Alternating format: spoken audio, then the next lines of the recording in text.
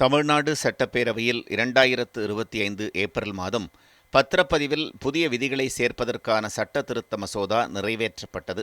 அதன்படி இனி எந்தவொரு சொத்தையும் விற்பனை செய்யவோ அல்லது தானமாக வழங்கவோ பதிவு அலுவலகத்திற்கு செல்லும்போது அந்த சொத்தின் அசல் ஆவணம் கண்டிப்பாக தாக்கல் செய்யப்பட வேண்டும்.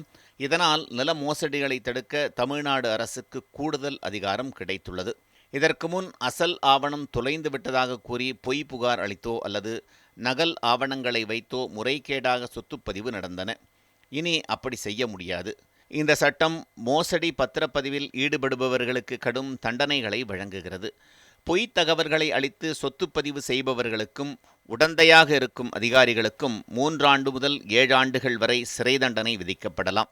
மேலும் மூதாதையர் சொத்தாக இருந்து மூலப்பத்திரம் இல்லையெனில் வருவாய்த்துறையின் பட்டா சமர்ப்பிக்கப்பட வேண்டியது அவசியமாகும்.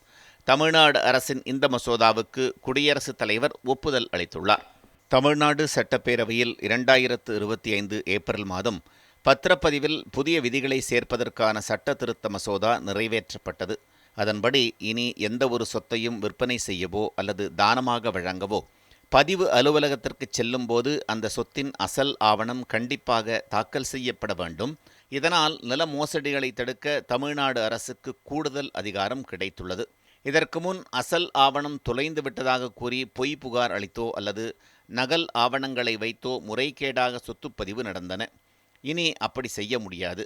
இந்த சட்டம் மோசடி பத்திரப்பதிவில் ஈடுபடுபவர்களுக்கு கடும் தண்டனைகளை வழங்குகிறது.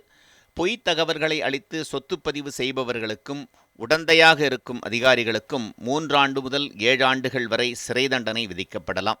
மேலும் மூதாதையர் சொத்தாக இருந்து மூலப்பத்திரம் இல்லையெனில் வருவாய்த்துறையின் பட்டா சமர்ப்பிக்கப்பட வேண்டியது அவசியமாகும்.